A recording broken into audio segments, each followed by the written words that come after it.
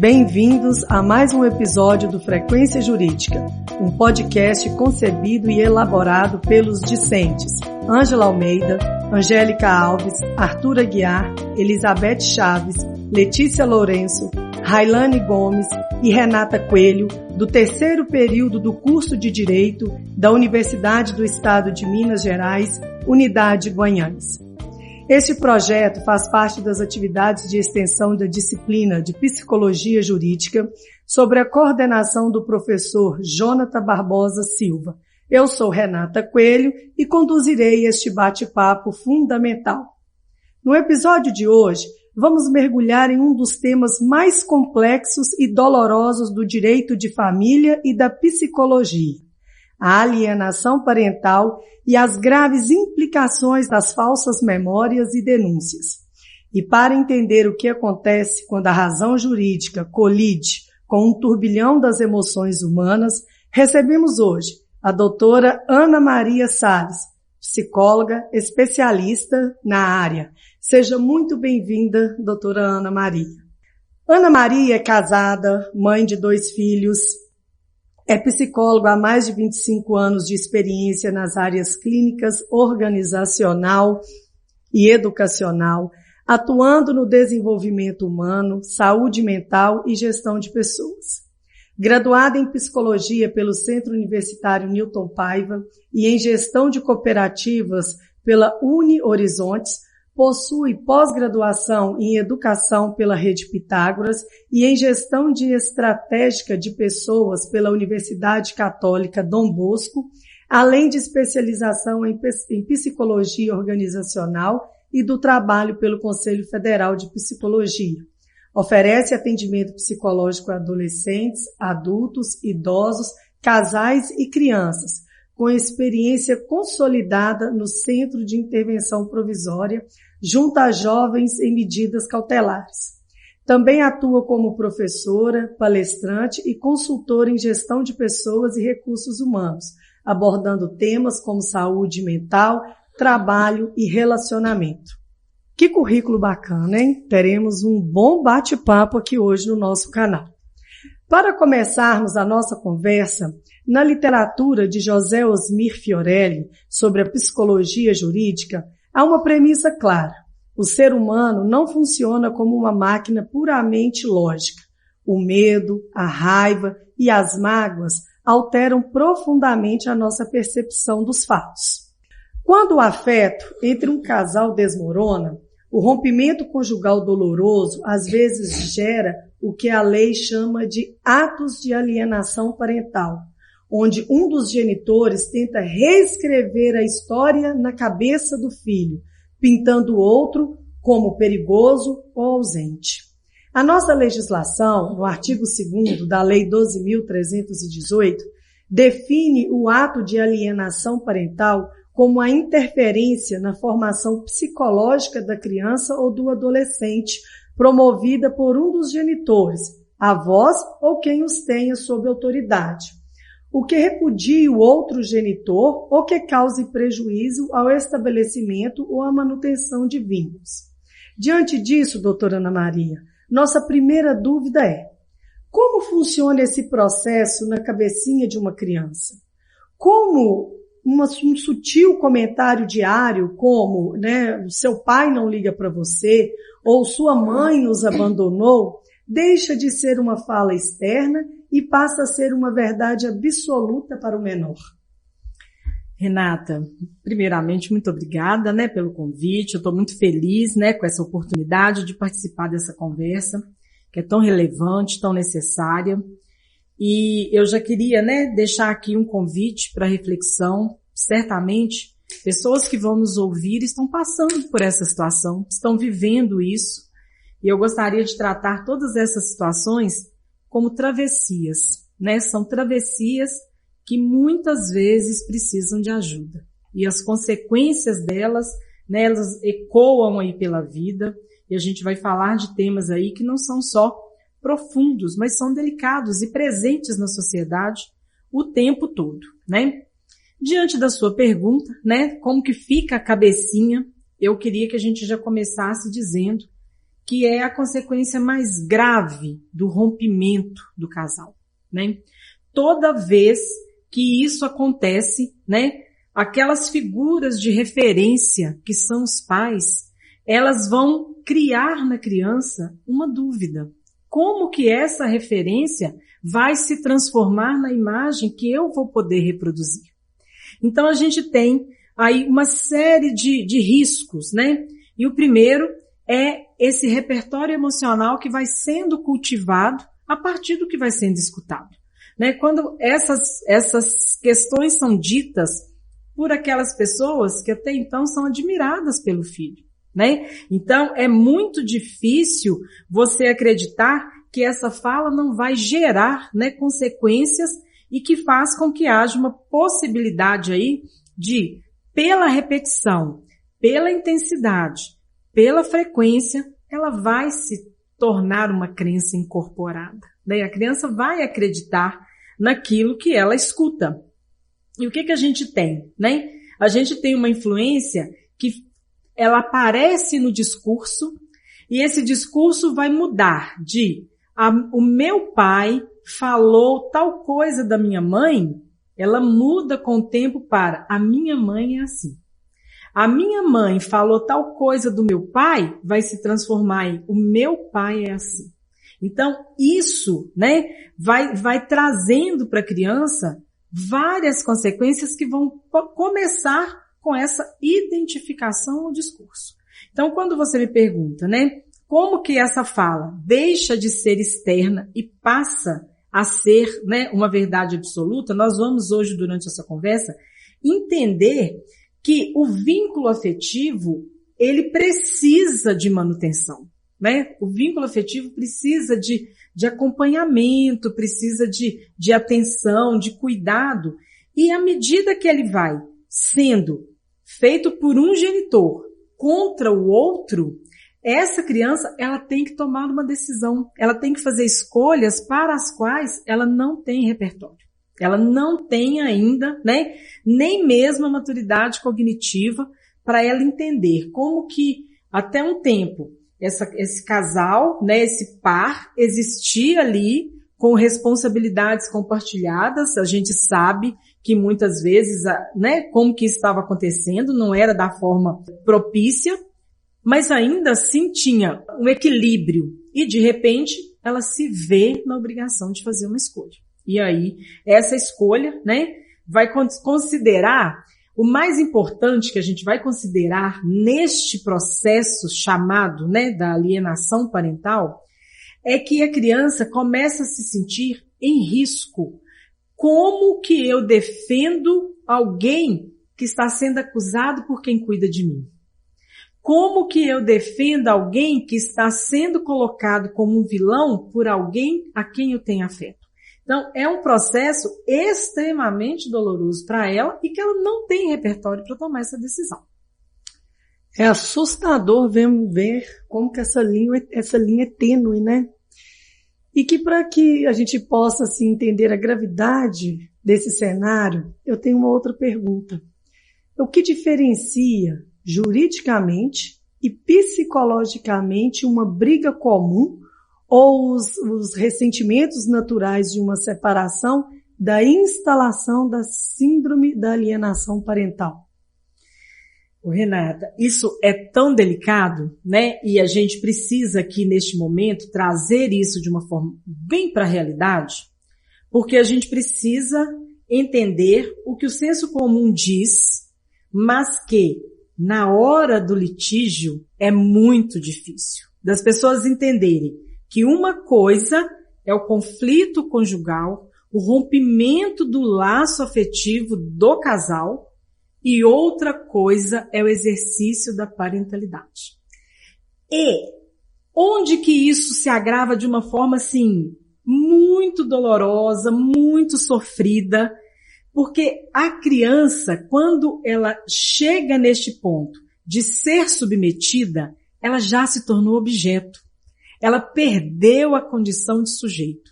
Este pai ou esta mãe que aliena, ela não olha para aquela criança como um sujeito, como uma pessoa em formação, dependente dela, que olha para ela com admiração, com crenças nos valores e princípios, ela coloca essa criança no lugar de objeto. Como objeto, ela começa uma campanha. Essa campanha é de destruição da imagem do outro. Então, a gente definir, né, o que é uma briga comum e o que é natural. Se o que levou ao litígio, o que levou à separação, são mágoas, são ressentimentos, são atitudes, são brigas recorrentes, são N motivos, tantas coisas que atravessam, né, o casal, é comum que isso se torne raiva, que isso se torne mágoa, que isso se torne agressão, infelizmente, mas acontece. Agora, onde que é o problema? Esses sentimentos, eles não precisam se tornar alienação parental. Eles podem ser resolvidos, administrados ou sentidos na sua máxima potência entre o casal. Onde que entra a dificuldade? Que isso permaneça entre o casal. Aí os filhos são colocados na posição de objeto e aí o conflito que era para ser dos pais se torna com os filhos sendo usados, né? E eles são usados das formas assim, mas começa de uma forma sutil, né? Acontecem coisas, a gente ouve relatos, né? Mas isso transborda, né? E aí a criança passa a ser usada, né, dessa forma, e que ela é colocada, né, numa posição em que ela precisa escolher um lado. E eu queria abordar, né, duas questões aqui para responder a sua pergunta. Primeiro, né, esse conceito, né, a síndrome de alienação parental, ela foi descrita, né, pela primeira vez, proposta como conceito, né, por Richard Gardner, em 1985, quando ele falou, né, que a criança poderia passar a manifestar uma série de comportamentos que começavam por rejeição do genitor alienado, né, e ela passa a reproduzir as narrativas negativas, aquilo que é dito a respeito do alienado passa a ser do repertório dela e a criança passa a repetir isso. Então, essa síndrome, hoje, ela não é reconhecida na psicologia como um diagnóstico clínico.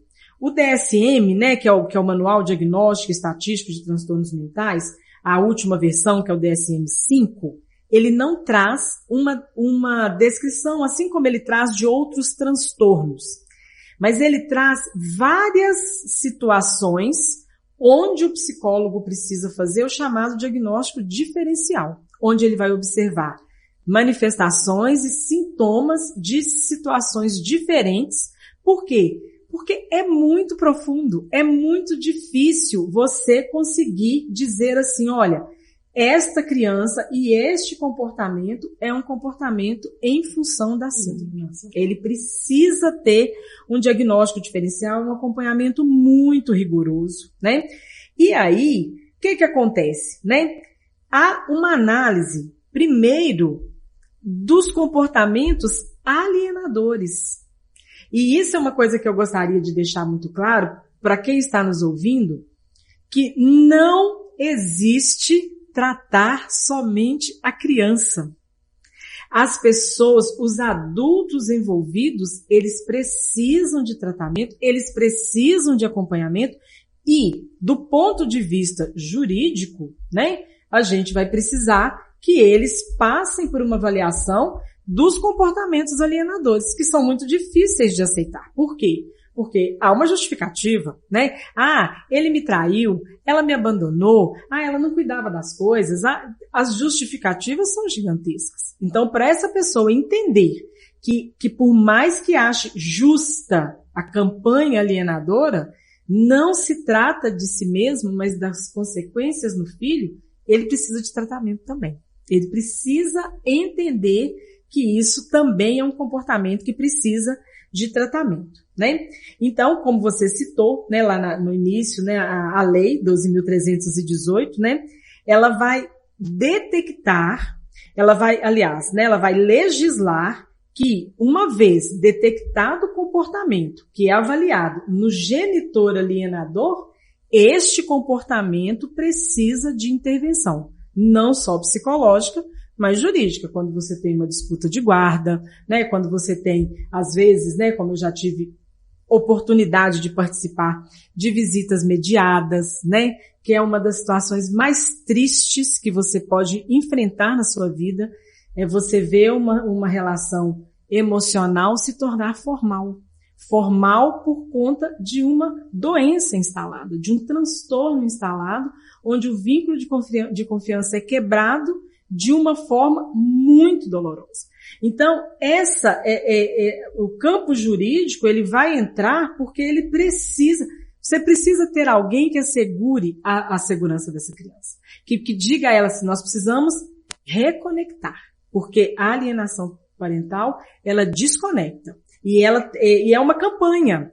Quando a gente fala de campanha de destruição, porque não é uma fala, né? Não é um comportamento. São comentários, são repetições, são críticas que vão convencendo aquela criança do fator negativo do outro. E como deve ser difícil para essa criança se reestruturar. Imagine nós escolher entre o pai e a mãe. Não existe uma escolha, né? Nós escolhemos os dois, mas é preciso que os dois tenham maturidade nesse momento em que é o casal que está passando por uma dificuldade, saber diferenciar, né? Entre marido e mulher e filhos. Mas a gente sabe que não é tão fácil assim, nem psicologicamente, nem juridicamente falando, tendo em vista tantas brigas que a gente vê, tantas disputas, né? Doutora Ana, né?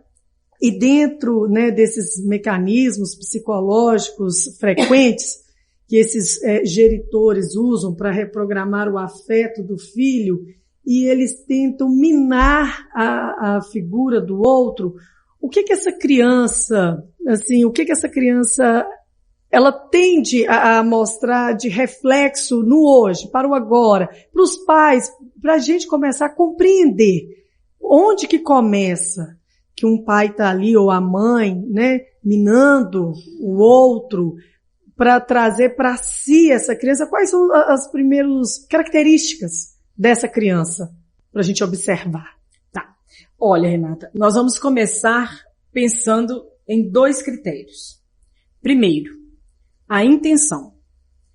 O genitor alienador, ele tem uma intenção. Então, isso é importante de ser colocado.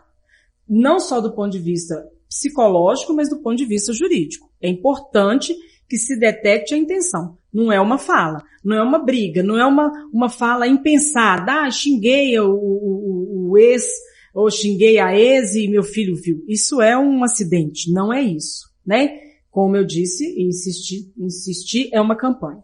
Então, a primeira coisa que a gente precisa avaliar é essa intenção. Quando a gente avalia essa intenção, a gente vai passar para o outro critério, que é a chantagem emocional. A chantagem emocional é o que faz com que, se eu tenho um outro que eu estou desqualificando, que eu estou desmerecendo, eu sou vítima. Eu me coloco diante do meu filho como vítima do outro, que me prejudica, que não me respeitou, enfim, com aquilo que eu estiver usando como mecanismo de alienação. Então, uma criança submetida a uma chantagem emocional, ela vai desenvolver uma série de comportamentos.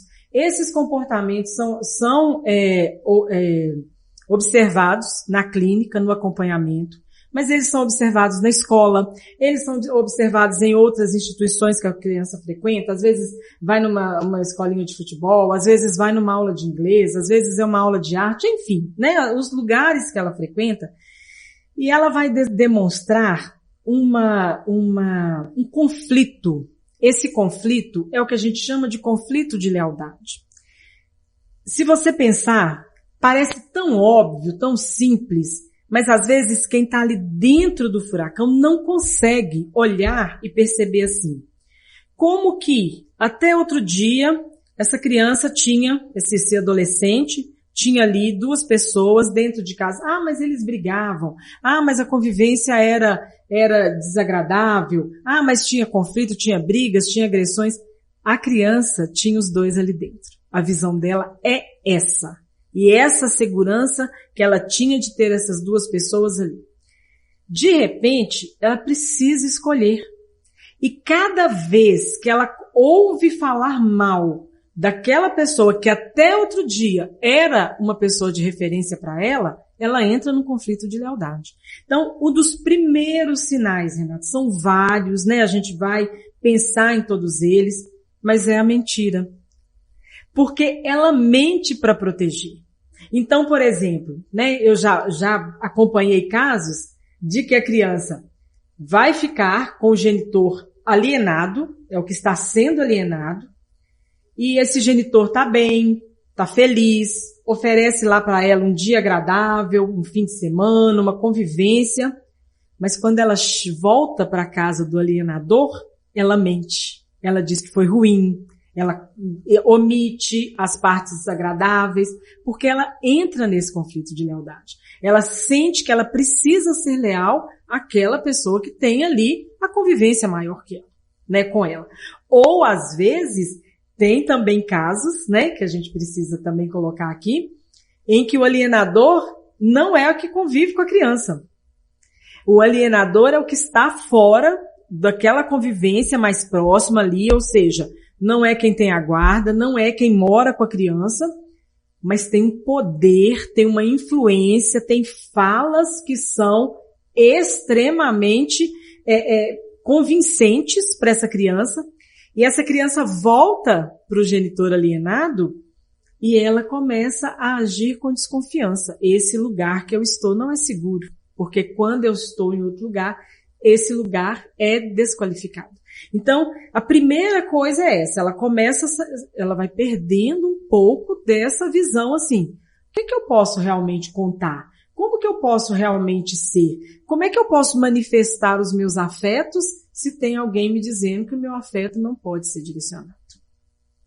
É um furacão, né? A criança está no olho do furacão. E é preciso estar atento não só os pais, né? Mas quem convive com a criança também. Para poder perceber se essa criança está mudando o comportamento com agressividade, com mentiras, né? É muito complexo. E cada dia mais a gente tem visto criança sofrendo, criança mutilando, criança desistindo até de si mesmo. Sim. Por questões alheias a eles, exato, que não foram eles que construíram e por falta talvez de maturidade nossa, né? Nós enquanto adultos, sim, digamos bem resolvidos, talvez, né? Então, eu agora vou passar a bola para minha colega Angélica Alves, discente também do terceiro período, e ela vai continuar a conversa com a doutora Ana Maria sobre esse tema tão complexo e de grande aprendizagem para todos nós. Olá a todos os ouvintes. Obrigada, Renata, pela apresentação. Obrigada, Ana Maria, pela sua presença aqui conosco. Então, um dos pontos mais fascinantes e, ao mesmo tempo, inquietantes que Fiorelli traz na sua obra é que a nossa memória não funciona como uma câmera fotográfica estática, que registra e guarda o arquivo intocado. Ela é uma reconstrução dinâmica, sob forte estresse, angústia ou indução. Nós somos capazes de criar falsas memórias. Isso significa, doutora Ana Maria, que quando uma criança relata em juízo algo que nunca aconteceu, ela não está necessariamente agindo com má fé ou mentindo? É cientificamente possível que ela realmente tenha a lembrança vívida de uma situação inventada pelo adulto? Angélica, olha, a gente vai começar aqui, vamos tratar disso de uma forma bem técnica, porque é importante. E eu gostaria mesmo que as pessoas que estejam vivendo isso nos ouvissem, e até para entender, até para lidar com essas crianças e com essa situação. Então nós vamos começar definindo o que é uma mentira e o que é uma falsa memória. Uma mentira é quando uma pessoa sabe, ela tem conhecimento e consciência que um fato não aconteceu, mas ainda assim ela fala deliberadamente desse fato. Isso é uma mentira. A mentira existe a nível consciente. Eu escolho deturpar um fato. A falsa memória é um fenômeno e ela pode sim acontecer, né? A criança pode acreditar de verdade, genuinamente, em algo que não ocorreu, mas que ela ouviu repetidamente. Ela foi influenciada pelo ambiente, pelas pessoas, pelos relatos e pelas histórias. Nós temos, né, uma profissional, uma psicóloga, ela é Elizabeth Loftus, ela é uma psicóloga americana, e ela é referência no campo de falsas memórias. Então ela vai dizer que as falsas memórias são construídas, e elas podem ser construídas com equivalência de verdade. E que a criança, quando ela relata alguma coisa, ela tem condições de estar, sim, acreditando perfeitamente que aquilo ocorreu, né? Eu até, assim, sabia que aqui não teria tempo, mas eu queria trazer várias reportagens. Existem casos de adultos que vão dar novos depoimentos. Nós tivemos um caso, que foi em São Paulo, de um pai que ficou preso 14 anos, né? E a filha resolveu, adulta, depois de muito processo terapêutico, para ela entender que ela fez uma acusação falsa de abuso por indução da mãe. Nossa, né? Então isso é uma realidade, né? As falsas memórias existem. A psicologia, ela precisa tratar disso, né? De uma forma muito delicada. Nós não podemos falar que nós vamos trabalhar com a certeza absoluta. Não existe. Existem hipóteses que precisam ser exaustivamente testadas, com acompanhamento, com muita investigação, né? Com investigação do ambiente, com investigação da denúncia, com investigação das pessoas que estão envolvidas, porque a ideia da falsa memória é uma ideia de algo que assumiu o status de verdade. Então aquela criança, ela não está intencionalmente mentindo. Ela está repetindo uma história que foi contada, né? Nós temos um poema que fala que uma mentira 1000 vezes contada se torna uma verdade, né? E isso não é impossível, tá? Então, é uma situação muito difícil. Eu queria, né, acrescentar aqui, existe um conceito psicanalítico chamado de lembranças encobridoras. Elas não são falsas memórias, elas são situações que acontecem e elas, na verdade, encobrem situações muito mais dolorosas. Então, às vezes, um relato pode trazer um falseamento da verdade, porque aquela verdade é ainda mais dolorosa para o sujeito. Então, para você lidar com uma criança que está repetindo um fato, quais são as técnicas? Primeiro, você vai avaliar se aquele repertório condiz com a idade dela, porque às vezes vai ter uma criança que vai relatar uma coisa com palavras que não são do repertório dela, com riqueza de detalhes que você sabe que ela não tem condições de ter. Então, por isso eu disse, são hipóteses científicas incansavelmente testadas para que você se aproxime o máximo da verdade. Mas é um campo delicadíssimo onde a falsa memória tem status de verdade. Esse cenário ganha contornos dramáticos quanto a estratégia de alienação atinge o extremo de envolver uma acusação de abuso. Aqui, o sistema de justiça enfrenta o seu pior pesadelo. De um lado, a obrigação absoluta, imediata e inegociável de proteger o menor de qualquer violência real.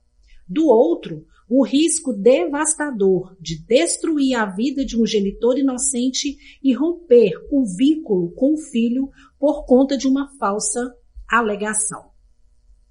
Doutora, diante desse cenário dramático da denúncia de abuso, o sistema de justiça precisa agir com pinças. o ECA e a Lei do Depoimento Especializado proíbem que a criança seja submetida a interrogatórios repetitivos e frios, justamente para evitar a chamada retivimização.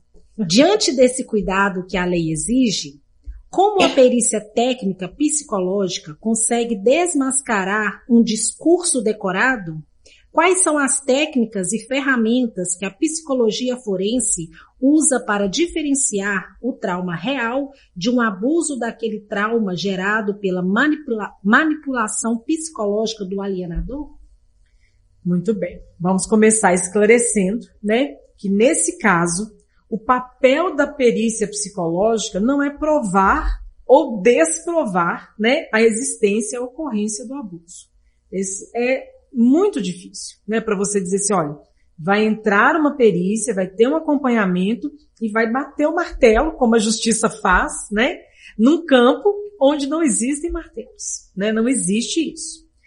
Qual que é a função? É avaliar. Avaliar, primeiro, a dinâmica familiar, a dinâmica envolvida, como eu falei na pergunta anterior, a qualidade do discurso, a qualidade do relato, quais elementos estão presentes, né? E aquela sensação, né, de que quando você tem uma denúncia tão grave, você precisa envolver todas as pessoas possíveis nessa situação. Todas precisam ser ouvidas, né? Como você já disse aí na pergunta, né? Você não interroga uma criança, né? Como você faz com um adulto. Então, o que a psicologia vai usar? Ela tem uma série de técnicas, chamadas técnicas projetivas. Então, são testes psicológicos, são desenhos, são brinquedos, né? Que as pessoas falam, mas a criança foi lá no psicólogo e ficou brincando, né? Essa brincadeira tem status, né? Que vão muito além da verbalização, que a criança às vezes ainda não tem condições. Então são essas estratégias são utilizadas para se investigar o que tem de verdade nesse fato.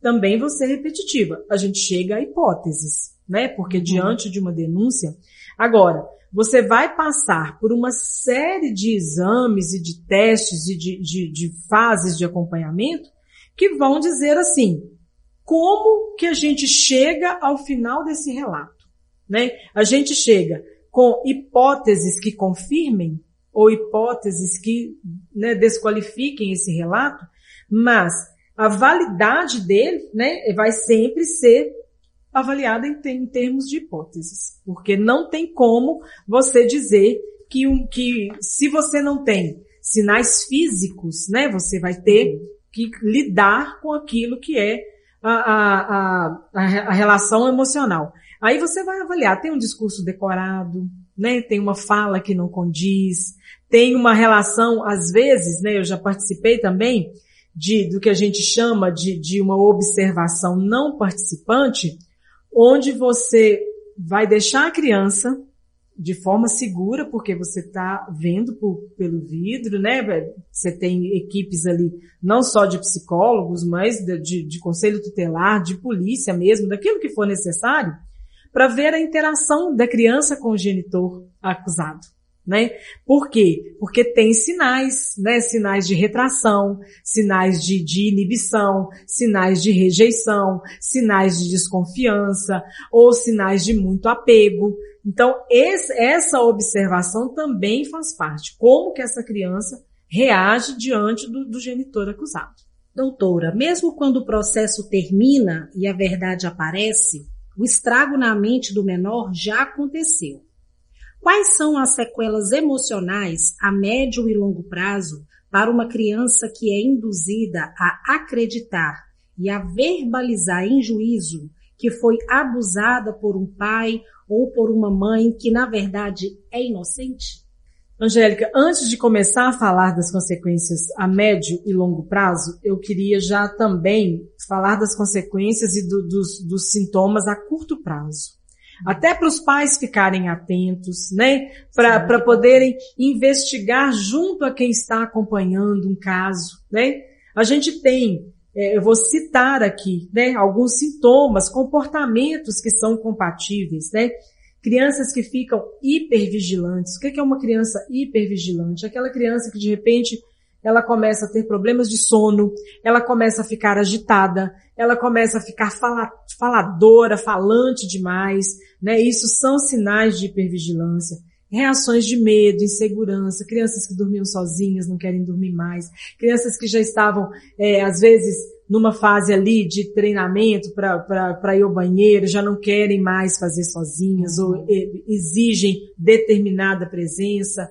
Então são sinais a curto prazo, né? Regressões comportamentais. Tem casos de crianças que já deixaram a fralda, que já estão ali com o controle dos esfíncteres, elas voltam a fazer, né? Já perdem esse controle. Então são sinais físicos, comportamentos que não podem ser associados a isso é coisa de criança, isso não é nada, isso é frescura. Não, são sinais, é a forma que a criança pede socorro, né? Mudando comportamentos, né?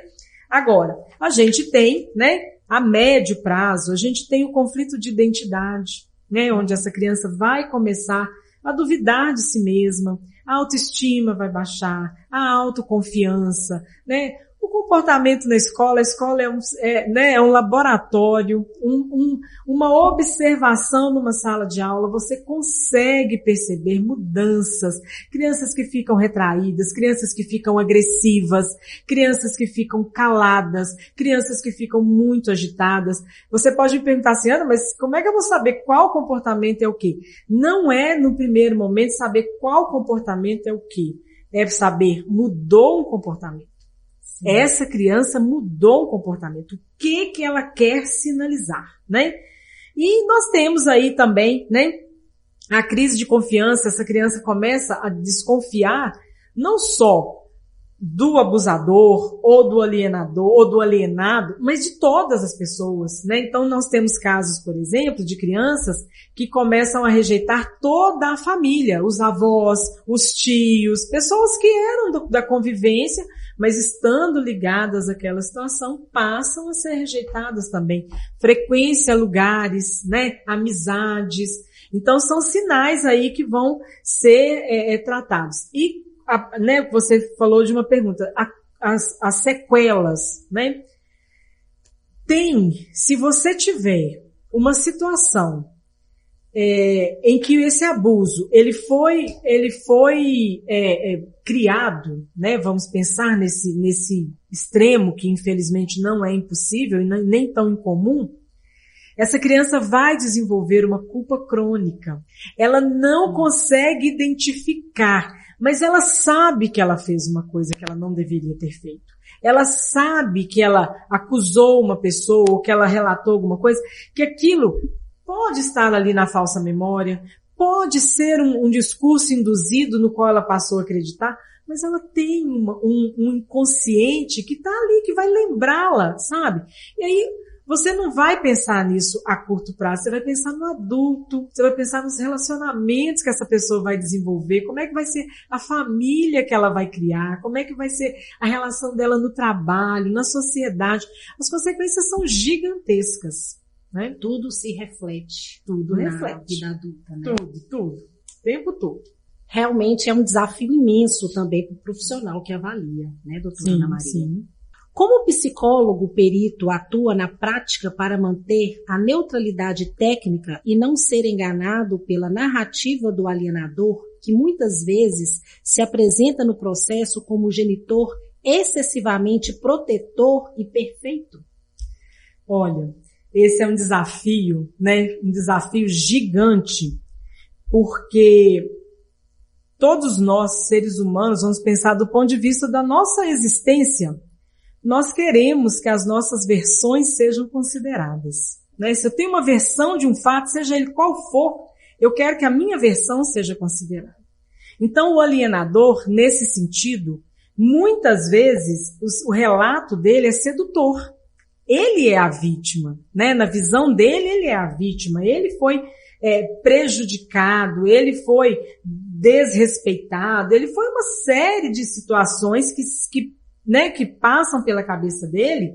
Então ele pode se apresentar, né, principalmente diante, se você está numa situação que é uma avaliação, que é um acompanhamento, você precisa ter muito firme a questão da neutralidade. A escuta é flutuante. A escuta não é assim, olha, esse lado está certo e esse lado está errado. Se você cai nessa armadilha, o risco de você, né, criar vários vieses e permitir que conclusões inadequadas sejam tiradas é muito grande. Então, você não se deixa levar, né? O psicólogo, principalmente, que é um ator fundamental nesse processo, ele não cai em impressões subjetivas, né? Em preferências, em simpatias, em penalizações, nossa, coitado, né? Ele não pode entrar num discurso sem buscar avaliar a dinâmica desse discurso. Então, a pergunta, né, como é que você não vai ser enganado, né? Não tem uma bola de cristal para você olhar e falar, esta pessoa está mentindo. Mas você precisa analisar o cenário, você precisa ter acesso, contato com todas as partes, né? E existe um termo, né, que a própria Elizabeth Loftus criou, que é a escuta equidistante. O que é essa escuta? É você dar o direito a todas as pessoas envolvidas de se manifestarem sem que nenhuma delas seja imediatamente considerada a dona da verdade. Todos estão contando as suas versões, né? Eu queria até deixar aqui rapidamente também um outro conceito, né, que também é um conceito psicanalítico, que é o romance familiar. O que é o romance familiar? Todos nós vivemos a mesma família, mas cada um de nós conta a história de uma família diferente, né? Cada um conta uma história. Se você for contar a história da sua família, a sua versão, uma outra pessoa, um outro membro tem outra versão. Às vezes, encontro de família geram brigas, porque as pessoas nunca reconhecem a lembrança do outro. Não, mentira, isso nunca aconteceu. O que você não lembra? É o romance familiar, né? E a psicanálise vai dizer, todos estão certos. Cada um internalizou, interpretou aquilo daquela maneira, mesmo vivendo a mesma situação.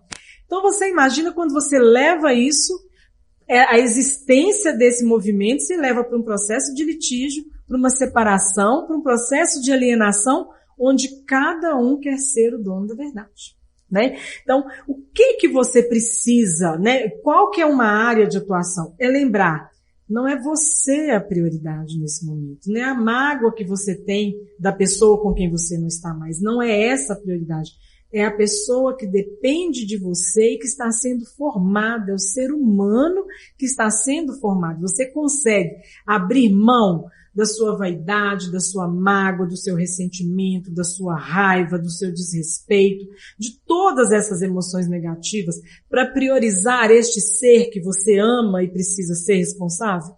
Esse é o convite. Porque para você dizer para a pessoa, você não pode fazer isso, ela tem que abrir mão. Né? Por isso que eu disse no início que o tratamento não é somente da criança vítima da síndrome de alienação parental. É de quem está alienando, de quem está sendo alienado, de todos os envolvidos. Sim, é uma questão de ego também. Exatamente, também. Né? Pensando no futuro dessas vidas fragmentadas, é possível reconstruir o afeto e o vínculo saudável entre o filho e o genitor alienado após anos de afastamento, silenciamento e mentiras? Como funciona esse processo terapêutico de reaproximação, doutora Ana Maria? Olha, Angélica, aí vem a boa notícia, né? Que bom que a gente tem boas notícias, né? E a boa notícia é que os vínculos de apego, eles não desaparecem, eles não ficam, eles não se rompem, né? O vínculo parental, ele não se rompe.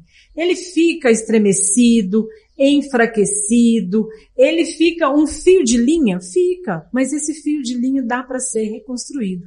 De que a gente precisa? De acompanhamento, de tratamento, de intenção, de trabalho. Eu queria aqui deixar, né, uma fala para aquele genitor que nesse momento escuta, ou a família, e que se sente o alienado, né, vítima desse processo de alienação. Não é um processo que se resolve com o tempo.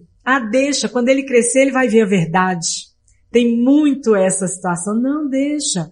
Quando ele crescer, ele vai ver quem estava falando a verdade. Não funciona dessa maneira. Nós temos mecanismos psíquicos, emocionais, que estão sendo agredidos o tempo todo. Então eles precisam de cuidado. Não é um processo que se resolve sozinho. É um processo que precisa de ajuda, que precisa de intervenção, né? Nós temos o acompanhamento, nós temos a terapia familiar sistêmica, que é um processo reconhecido pelo Conselho Federal, onde você vai atuar junto à família, onde você vai atuar não somente com a família toda junta, mas com membros isoladamente, depois juntamente, reconstruindo discursos, abrindo brechas, recriando, né, esse cenário. Então, isso é importante, mas o genitor tem que acreditar nisso, porque muitas vezes há uma tentativa, mas eu faço tudo por ele e ele continua me rejeitando.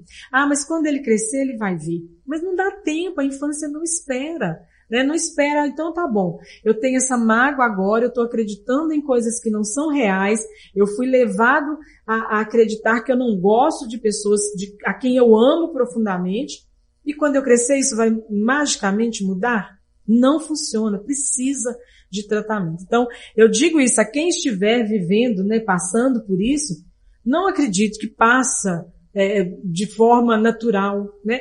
Tem ações, tem ajudas que podem ser muito importantes nesse momento, né? Sim, verdade. E a área da psicologia é fundamental nessa seara. Com certeza. Caminhando para o encerramento da nossa riquíssima entrevista e pensando em quem nos ouve em casa, qual é o conselho de ouro que a senhora deixa para os pais que estão passando por um divórcio litigioso difícil, mas que querem colocar a saúde mental e a infância dos filhos acima de qualquer ressentimento?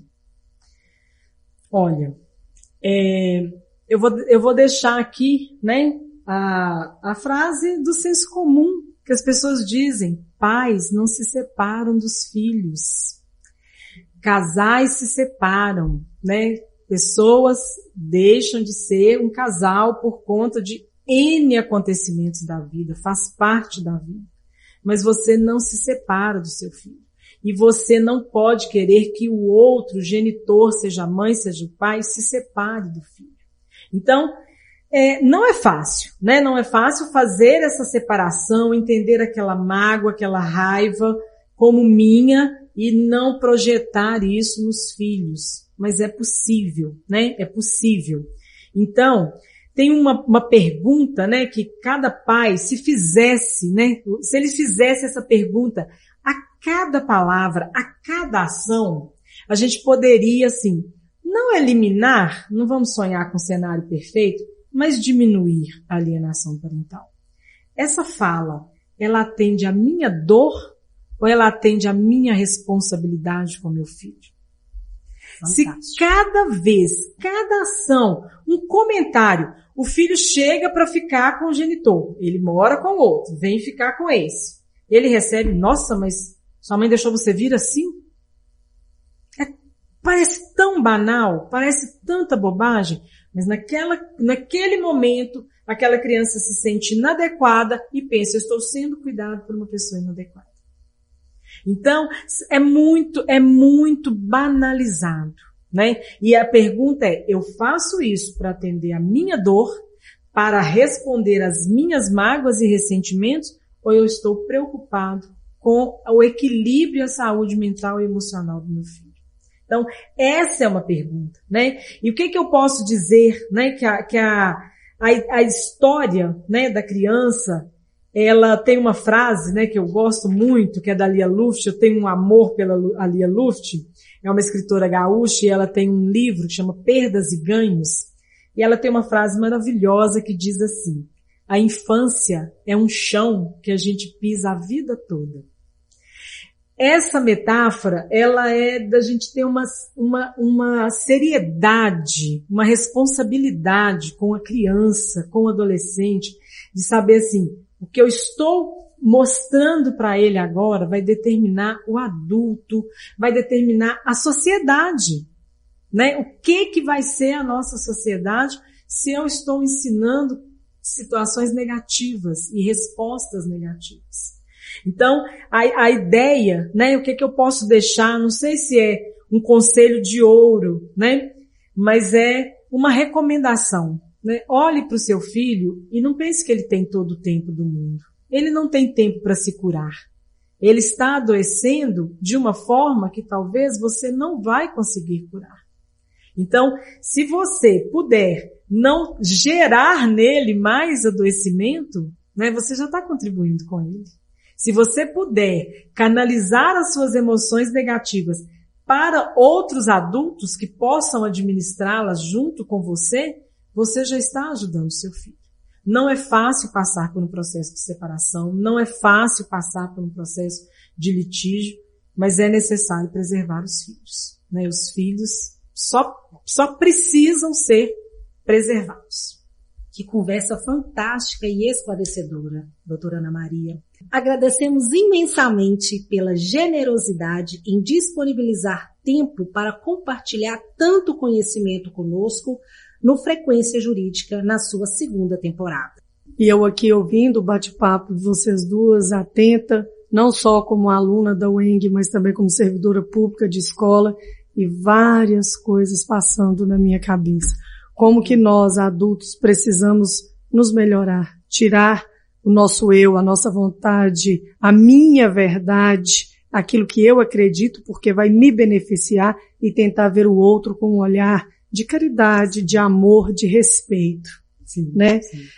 Então, a você, nosso ouvinte, esperamos que esse episódio tenha jogado luz sobre a urgência de um olhar humanizado e interdisciplinar nas decisões que moldam as famílias.